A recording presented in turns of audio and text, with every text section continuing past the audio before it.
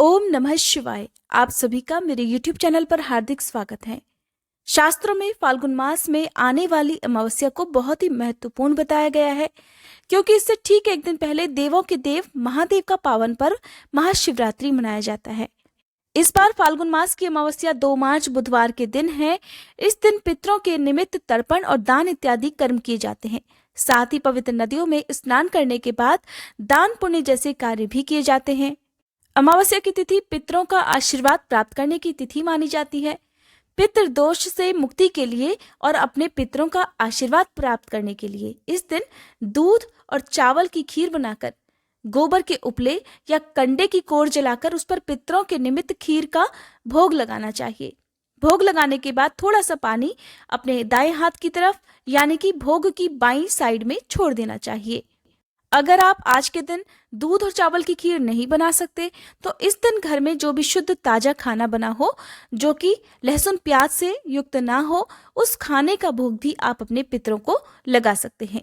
सुबह के समय स्नान करने के बाद एक लोटे में जल भरकर उसमें गंगा जल, थोड़ा कच्चा दूध, चावल डालकर और तिल डालकर दक्षिण दिशा की तरफ मुंह करके पितरों के नाम से इस जल को अर्पित करना चाहिए। पितरों की मोक्ष प्राप्ति की कामना से आज के दिन प्रार्थना करनी चाहिए। यदि संभव हो तो उपवास रखना चाहिए और अमावस्या तिथि को कुछ विशेष नियमों का पालन करते हुए आज के दिन आपको अपने पितरों का ध्यान करना चाहिए। ऐसा करने से पितरों का आशीर्वाद प्राप्त होता है। अमावस्या तिथि को अमावस माता की कथा जो भी भक्त श्रद्धा पूर्वक सुनता है या दूसरों को सुनाता है, अमावस माता की कृपा उनके परिवार पर सदा बनी रहती है। आज के इस वीडियो में आप सुनेंगे फाल्गुन मास की अमावस्या की कथा और अमावस माता की कथा।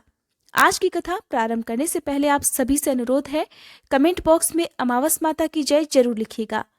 पहले सुनते हैं फाल्गुन अमावस्या की कथा।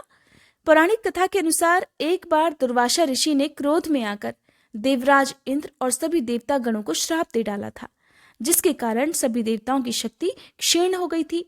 इस अवसर का फायदा उठाकर दैत्यों ने देवता गणों पर आक्रमण कर दिया और उन्हें परास्त कर दिया, जिसके बाद सभी देवतागण भगवान विष्णु के पास पहुंचे और भगवान विष्णु को इस बारे में बताया।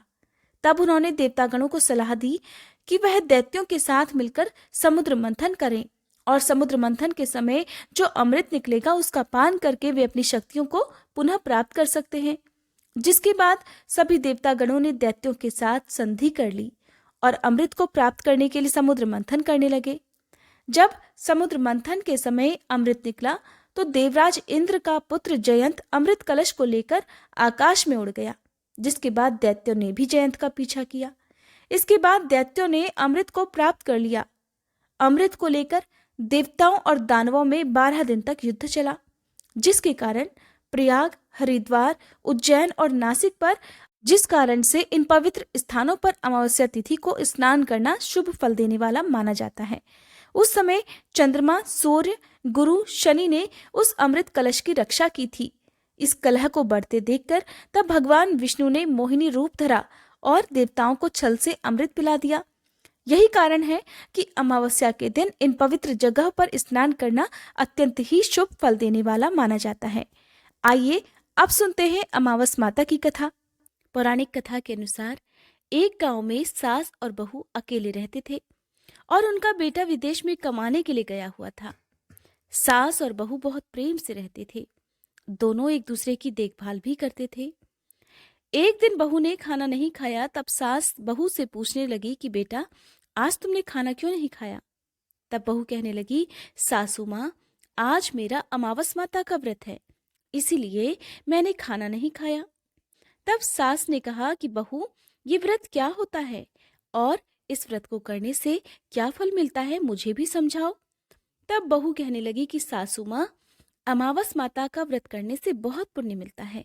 घर में अन्न धन बना रहता है, सुख शांति बनी रहती है और अटल सुहाग मिलता है, पुत्र की प्राप्ति होती है।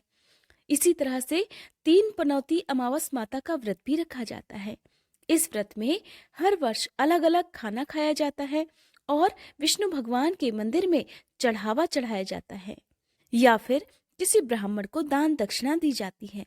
इस व्रत में पहले साल शक्कर, घी और चावल से बना खाना खाया जाता है, पहले साल व्रत पूर्ण होने के बाद 1.25 किलो चावल और 1 कटोरी घी और 1 कटोरी शक्कर का दान किसी ब्राह्मण देवता को दान में दिया जाता है।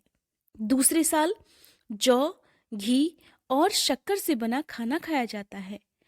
इसी तरह जब दूसरे साल का व्रत पूर्ण हो जाए तब 1.25 किलो जौ, 1 कटोरी घी और 1 कटोरी शक्कर किसी मंदिर में चढ़ाया जाता है या किसी ब्राह्मण को दान में देना होता है।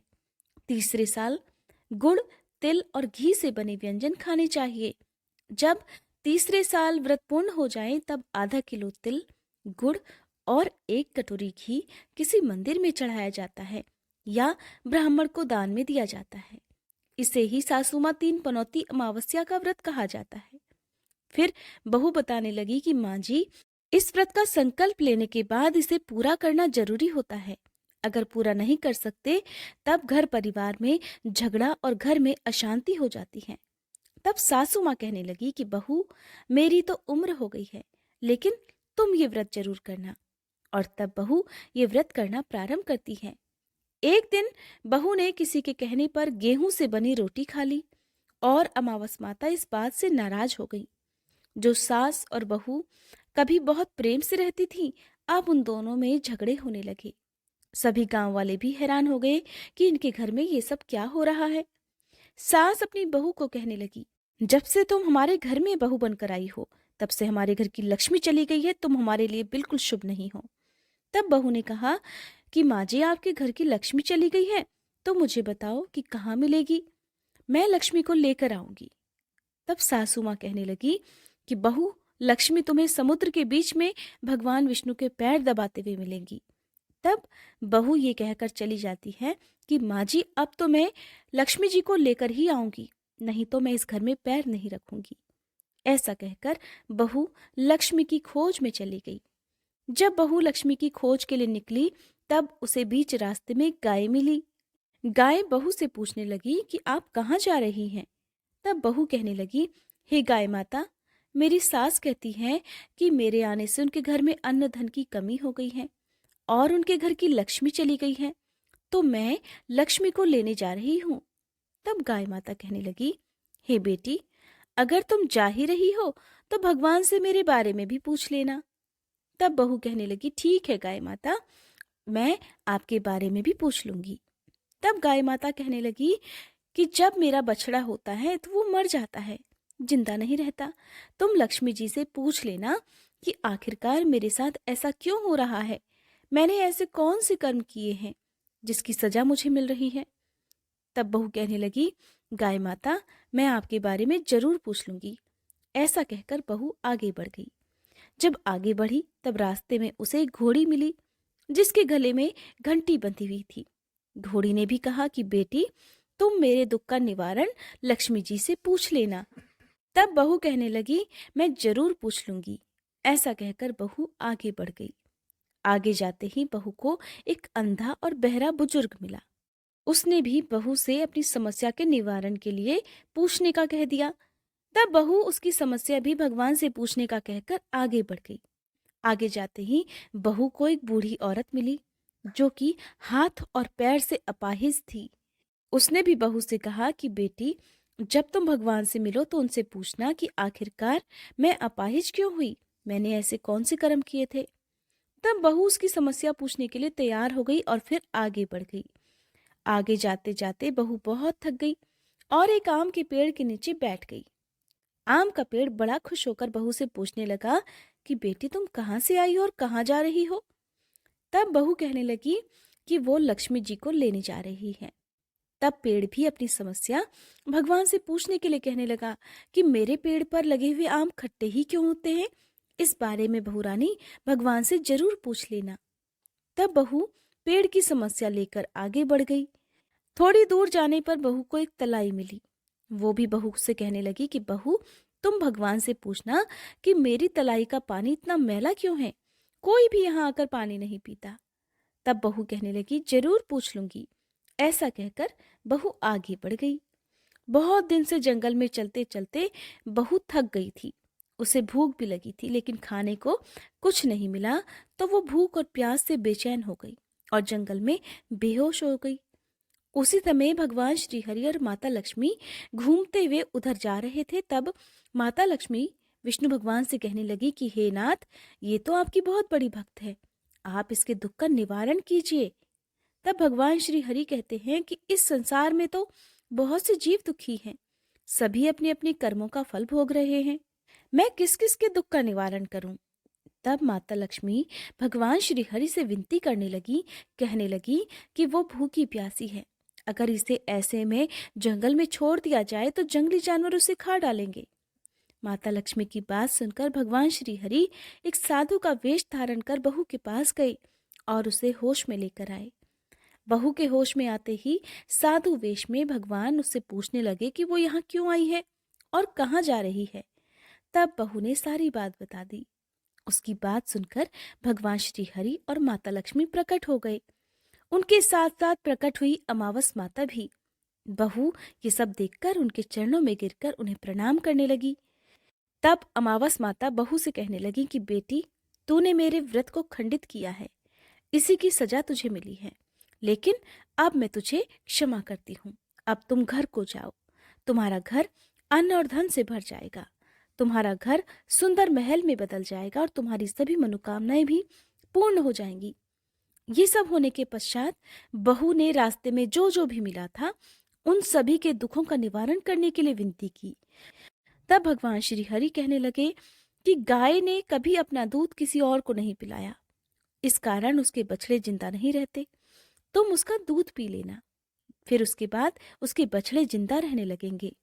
और घोड़ी पिछले जन्म में आटा पीसने वाली महिला थी, वो किसी को आटा पीस कर नहीं देती थी, इसीलिए उसके गले में चक्की के पाट बंधे हुए हैं, तुम उसके पाट खोल देना, वो बिल्कुल ठीक हो जाएगी। और वो बुजुर्ग कभी भगवान के मंदिर नहीं गया, ना ही कभी उसने भगवान के भजन सुने, तुम उसे ले जाकर मंदिर में दर्शन करवा देना, इससे वो ठीक हो जाएगा। अपाहिज महिला, उसने कभी अपनी जवानी में दान पुण्य नहीं किया, उसकी ये सजा मिली है, तुम उससे कुछ भी दान करवा देना तो उसकी विकलांगता दूर हो जाएगी। और वो आम का पेड़, उसने तो कभी अपने पेड़ के आम किसी बच्चे को खाने नहीं दिए, इसी कारण उसके सभी आम खट्टे होते हैं। अब तुम उस पेड़ का आम खा लेना, फिर उसके बाद से उस पेड़ पर मीठे आम आने लगेंगे। और तलाई का पानी, पिछले जन्म में देवरानी जिठानी थी, वो हमेशा आपस में झगड़ा करती रहती थी, इसीलिए उसका पानी मैला है, तुम उसका पानी पी लेना तो वो तलाई शुद्ध हो जाएगी, फिर लोग वहां आकर पानी पीने लगेंगे। इस प्रकार बहू ने भगवान श्री हरि, माता लक्ष्मी और अमावस माता को प्रणाम किया, उन्हें धन्यवाद किया और अपने घर के लिए तैयार हो गई। रास्ते में उसे जो जो भी मिला उनकी सभी समस्या भगवान के कहे अनुसार वो दूर करती चली गई। सभी ने उसे भर भर कर आशीर्वाद दिया। घर पहुंचते ही उसका टूटा फूटा घर एक सुंदर महल में बदल गया। उसके घर में अन्न और धन के भंडार भर गए। अब बहू ने सासू माँ से कहा कि सासू माँ, आपने तो सच में कहा था कि मैं आपके लिए शुभ नहीं हूँ, मेरे जाने से ही आपके घर में लक्ष्मी आई है, अब आप यहाँ रहें, मैं मरने जा रही हूँ। तब सास ने कहा, बेटी, ये सब तुम्हारे अमावस माता के व्रत करने का फल ही हमें मिला है, तुम यहीं पर रहो, अब तुम यहाँ से कहीं नहीं जाओगी। इस प्रकार सास और बहू खुशी खुशी रहने लगे। और फिर एक दिन सास का बेटा भी विदेश से वापस लौट आया और घर में जब उसने खूब धन दौलत और धन के भंडार देखे, तब उसकी माँ ने सारी बात अपने बेटे को बता दी। इस प्रकार वह लोग खुशी खुशी रहने लगे और तीनों मिलकर अमावस माता के व्रत रखने लगे। बोलिए अमावस माता की जय। हे अमावस माता, इस कथा को कहने, सुनने और हुंकारा भरने वाले सभी भक्तों के घर में धन धान्य के भंडार भरना, सभी की रक्षा करना। ये थी अमावस माता की व्रत कथा। अगर आज की ये वीडियो आपको पसंद आई हो तो वीडियो को लाइक, शेयर, चैनल को सब्सक्राइब करके बेल आइकन प्रेस करना मत भूलिएगा।